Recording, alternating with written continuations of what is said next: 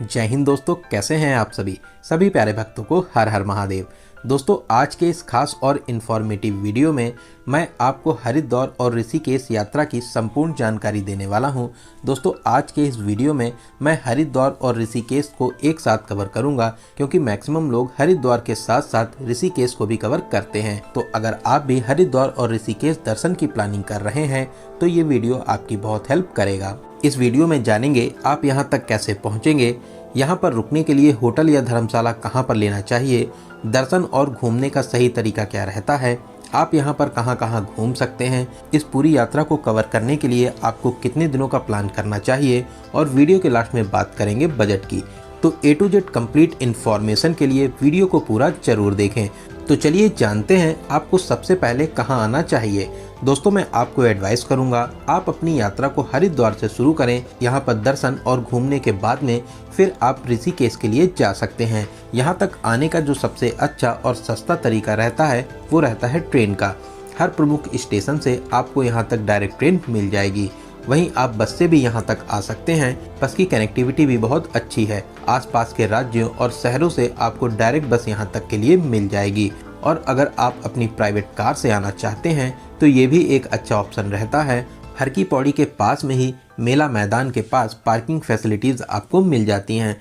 वहीं बात करें फ़्लाइट की, अगर आप फ़्लाइट से आना चाहते हैं तो यहाँ का नियरेस्ट एयरपोर्ट देहरादून में है, जो यहाँ से लगभग 38 किलोमीटर की दूरी पर स्थित है। यहाँ तक आने के बाद में आप बस या टैक्सी के माध्यम से हरिद्वार तक आ सकते हैं। तो चलिए, ट्रेन का प्यारा सा सफ़र पूरा करके अब हम लोग पहुँच चुके हैं हरिद्वार, और अब हम लोग जानते हैं कि आपको रुकने के लिए होटल या धर्मशाला कहाँ पर लेना चाहिए। दोस्तों, ऐसे तो पूरे हरिद्वार में बहुत से होटल और धर्मशाला बने हुए हैं, लेकिन मैं आपको एडवाइस करूंगा कि आप रेलवे स्टेशन के सामने या हर की पौड़ी रोड पर होटल या धर्मशाला ले सकते हैं। धर्मशाला की रेट की बात करें तो 500 रुपये से धर्मशाला स्टार्ट हो जाते हैं। वहीं होटल्स की रेट की बात करें तो 700 से 1500 के बजट में आपको बहुत ही अच्छा सा होटल मिल जाएगा। और अब हम लोग बात करते हैं आप हरिद्वार में कहाँ कहाँ दर्शन कर सकते हैं और यहाँ पर कहाँ कहाँ घूम सकते हैं। दोस्तों, सबसे पहले हम लोग चलेंगे माँ गंगा के पावन जल में स्नान करने हर की पौड़ी पर, जो स्टेशन से 2 किलोमीटर की दूरी पर स्थित है।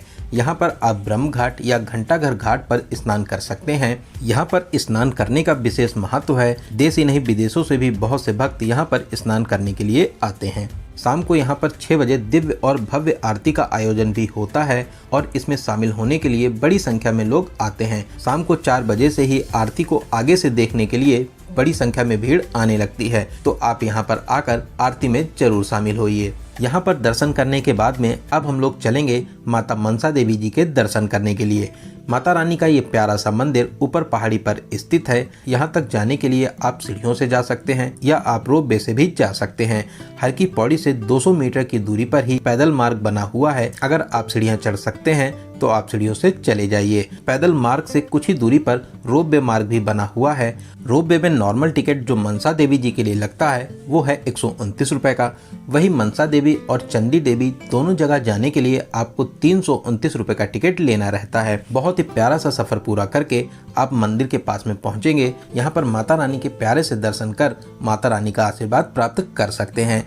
यहाँ पर दर्शन करने के बाद में फिर आप चंडी देवी माता के दर्शन जरूर करें। इस अलौकिक स्थान पर दर्शन करने से आपकी बहुत सी मनोकामनाएं पूरी होती हैं। दोस्तों, मनसा देवी और माता चंडी देवी के दर्शन करने में लगभग 4 से 5 घंटे का समय लग जाता है। तो चलिए अब हम लोग उन प्लेसेस की बात करते हैं जो यहाँ से कुछ दूरी पर स्थित हैं। इन प्लेसेस के लिए आप ऑटो या ई रिक्शे का यूज़ कर सकते हैं। ऑटो और ई रिक्शा वाले आपसे 300 से 400 रुपये का चार्ज करते हैं। 4 से 5 घंटे में सभी प्लेसेस घुमाने के बाद में आप जहां कहेंगे वहां पर आपको ड्रॉप कर देते हैं। सबसे पहले हम लोग चलेंगे पावन धाम शीश महल। यहाँ पर छोटे छोटे टुकड़ों से पूरे मंदिर को बहुत ही खूबसूरती से बनाया और सजाया गया है। दोस्तों, ये बहुत ही अद्भुत स्थान है। आप यहाँ पर जरूर आइए। यहाँ पर दर्शन करके आपको बहुत ही ज़्यादा अच्छा लगेगा। यहाँ पर दर्शन करने के बाद में अब हम लोग चलेंगे शांति कुंज। दोस्तों, ये आश्रम बहुत ही विशाल और भव्य बना हुआ है। ये प्यारा सा आश्रम गायत्री माता को समर्पित है। यहाँ पर आप निःशुल्क में लंगर में शामिल हो सकते हैं। साथ ही साथ अगर आप यहाँ पर रुकना चाहते हैं तो आप फ्री ऑफ कॉस्ट में यहाँ पर रुक भी सकते हैं। दोस्तों, यहाँ पर हिमालय भवन भी बना हुआ है, जहाँ पर हिमालय का बहुत ही प्यारा सा चित्रण किया गया है। आप यहाँ पर जरूर आइए, यहाँ पर आपको बहुत ही ज़्यादा शांति और सुकून मिलेगा। यहाँ पर घूमने के बाद में अब हम लोग चलेंगे आगे। हम लोगों का अगला स्थान है माता वैष्णो देवी मंदिर। यहाँ पर गुफा के स्वरूप में माता रानी का बहुत ही प्यारा सा मंदिर बना हुआ है। साथ ही साथ और भी बहुत से देवी देवताओं के यहाँ पर मंदिर बने हुए हैं। यहाँ से 100 मीटर की दूरी पर भारत माता मंदिर भी बना हुआ है। ये 7 मंजिला मंदिर हरिद्वार के प्रमुख मंदिरों में माना जाता है। यहाँ पर लिफ्ट के माध्यम से आप सबसे पहले 7वें मंजिल पर आ जाएंगे, फिर हर तल में दर्शन करने के बाद में बारी बारी से आप नीचे आ जाएंगे। सबसे नीचे भारत माता की विशाल प्रतिमा स्थापित है, आप यहाँ पर दर्शन जरूर करें। पास में ही श्री राम मंदिर भी बना हुआ है, आप यहाँ पर भी जाकर दर्शन कर सकते हैं। दोस्तों, इन मंदिरों के अलावा आप कनखल साइड वाले मंदिर को भी कवर कर सकते हैं। कनखल साइड में भी बहुत ही प्रसिद्ध और फेमस मंदिर बने हुए हैं। दोस्तों, आपको हरिद्वार में कम से कम एक नाइट का स्टे जरूर करना चाहिए, जिससे आप आराम से हरिद्वार के सभी प्रमुख स्थानों को कवर कर सकें। फिर अगले दिन और भी जितने प्लेसेस बचे हैं उन सभी को कवर करेंगे। फिर दोपहर के बाद में अब हम लोग चलेंगे ऋषिकेश। दोस्तों, ऋषिकेश हरिद्वार से लगभग 28 किलोमीटर की दूरी पर स्थित है। यहाँ तक जाने के बहुत से तरीके हैं। आप बस, टैक्सी, ऑटो, टेम्पो या ट्रेन के माध्यम से भी पहुँच सकते हैं। यहाँ तक पहुँचने के लिए 30 से 60 रुपये का किराया लगता है। वहीं दोस्तों, अगर आप पहले ऋषिकेश आना चाहते हैं तो आप आराम से पहले ऋषिकेश भी आ सकते हैं। ऋषिकेश में बहुत ही वेल कनेक्टेड बस स्टैंड बना हुआ है। दिल्ली, हरियाणा, पंजाब और आसपास के राज्यों और शहरों से ऋषिकेश तक के लिए आपको सभी प्रकार की बसेस मिल जाती हैं। वहीं आप अगर ट्रेन से आना चाहते हैं तो यहाँ पर बहुत ही प्यारा सा योग नगरी ऋषिकेश रेलवे स्टेशन भी बना हुआ है, तो आप आराम से ट्रेन के माध्यम से भी यहाँ तक आ सकते हैं। लेकिन दोस्तों, मैं आपको एडवाइस करूँगा कि पहले आप हरिद्वार को कवर करें, फिर उसके बाद में आप ऋषिकेश को घूमने जा सकते हैं। तो चलिए, अब हम लोग पहुंच चुके हैं ऋषिकेश और अब हम लोग बात करते हैं कि आपको कहां रुकना चाहिए। दोस्तों, ऐसे तो पूरे ऋषिकेश में होटल और धर्मशाला बने हुए हैं। मैं आपको एडवाइस करूंगा आप बस स्टैंड के आसपास होटल या धर्मशाला ले सकते हैं। वहीं आप अगर चाहें तो राम झूला या लक्ष्मण झूला के पास में भी होटल या धर्मशाला ले सकते हैं। धर्मशाला की रेट की बात करें तो 800 से 1500 के बजट में बहुत ही अच्छा सा धर्मशाला मिल जाएगा। वहीं होटल की रेट की बात करें 1000 से 2000 के बजट में बहुत ही अच्छा सा होटल भी ले सकते हैं। वहीं आप अगर यहाँ पर फ्री में रुकना चाहते हैं तो आगे वीडियो में मैं आपको फ्री में रुकने का भी तरीका बताऊंगा। शाम को सबसे पहले हम लोग चलेंगे राम झूला। राम झूला ऋषिकेश का सबसे प्रमुख स्थान है। ये प्यारा सा पुल माँ गंगा को एक किनारे से दूसरे किनारे पर जोड़ता है। जब आप बीचों बीच में पहुंचेंगे तो आपको लगेगा कि आप किसी झूले पर खड़े हुए हैं। बीचों बीच पहुंचने पर यह झूला बहुत ही ज़्यादा तेजी से हिलता है। तो अब हम लोग राम झूला पार करके आ चुके हैं दूसरे किनारे पर और अब हम लोग चलेंगे परमार्थ निकेतन। यहाँ पर गंगा नदी के बीचों बीच में शिव जी की विशाल प्रतिमा स्थापित है, जो ऋषिकेश का एक प्रमुख आकर्षण का केंद्र भी रहता है। शाम को 6 से 7 के बीच में यहाँ पर भव्य आरती का आयोजन भी होता है। आरती में शामिल होने के लिए बड़ी संख्या में भीड़ यहाँ पर उपस्थित होती है। यहाँ पर परमार्थ निकेतन आश्रम भी बना हुआ है, यहाँ पर आप जरूर घूमिए, आपको यहाँ पर भी बहुत ही ज़्यादा अच्छा लगेगा। दोस्तों, आप अगर यहाँ पर रुकना चाहते हैं तो आप यहाँ पर फ्री ऑफ कॉस्ट में रुक भी सकते हैं। वहीं पास में ही गीता भवन भी बना हुआ है, ये भी बहुत ही अच्छा सा आश्रम है। अगर आप यहाँ पर भी रुकना चाहें तो आप यहाँ पर भी आराम से फ्री में रुक सकते हैं। यहाँ पर भी घूमकर आपको बहुत ही ज़्यादा अच्छा लगेगा।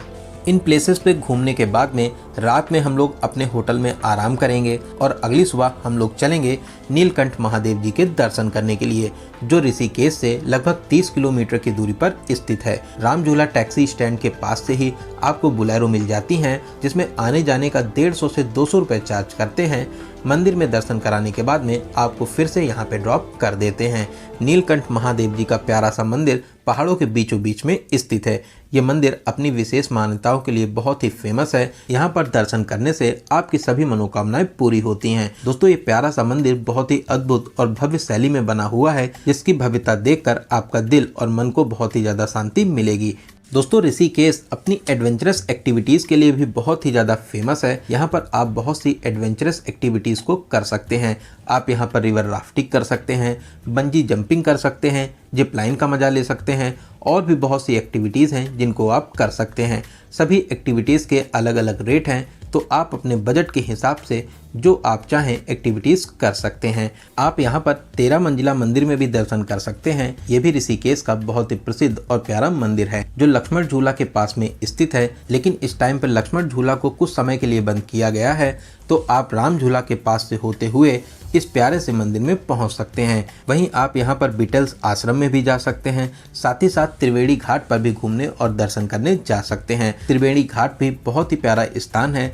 यहाँ पर भी शाम को आरती का आयोजन होता है। यहाँ पर आरती में शामिल होने के लिए बड़ी संख्या में भीड़ उपस्थित होती है। तो दोस्तों, आप ऋषिकेश में भी एक नाइट का स्टे जरूर बनाइए, जिससे आप ऋषिकेश के सभी प्रमुख स्थानों को आराम से कवर कर लें। वहीं ऋषिकेश और हरिद्वार दोनों प्लेसेस की बात करें तो आपको कम से कम 3 डेज और 2 नाइट का प्लान बनाना चाहिए।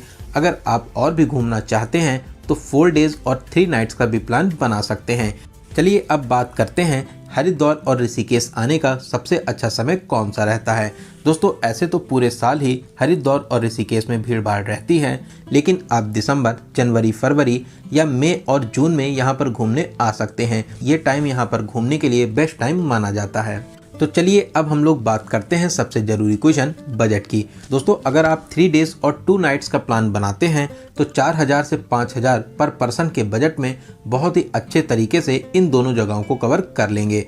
वहीं दोस्तों, अगर आपके बजट की कोई भी प्रॉब्लम नहीं है तो आप यहाँ पर बहुत ही VIP होटल्स ले सकते हैं। साथ ही साथ आप टैक्सी बुक करके भी इन सभी प्लेसेस को कवर कर सकते हैं। तो दोस्तों, यहाँ पर मैंने आपको हरिद्वार और ऋषिकेश यात्रा से रिलेटेड हर एक छोटी बड़ी जानकारी को बहुत ही अच्छे और सही तरीके से बताने की पूरी कोशिश की है। अगर आपके यात्रा से रिलेटेड कोई भी क्वेश्चन रहते हैं तो आप हमें कमेंट के माध्यम से पूछ सकते हैं। दोस्तों, आपको ये वीडियो कैसा लगा और आप इस वीडियो को कहाँ से देख रहे हैं, कमेंट बॉक्स में जरूर बताइएगा। अगर आपको ये जानकारी हेल्पफुल लगी हो तो वीडियो को प्लीज़ लाइक जरूर करें, साथ ही साथ अपने सभी फ्रेंड्स में जरूर से जरूर शेयर करें। अगर अभी तक आप अपने चैनल यात्रा मित्र से नहीं जुड़े हैं तो प्लीज़ सब्सक्राइब करके हमसे जुड़ जाइए। साथ ही साथ बेल आइकन प्रेस करने के बाद में ऑल नोटिफिकेशन को जरूर क्लिक करें, जिससे भविष्य में आने वाले वीडियो आपको आसानी से मिल सकें।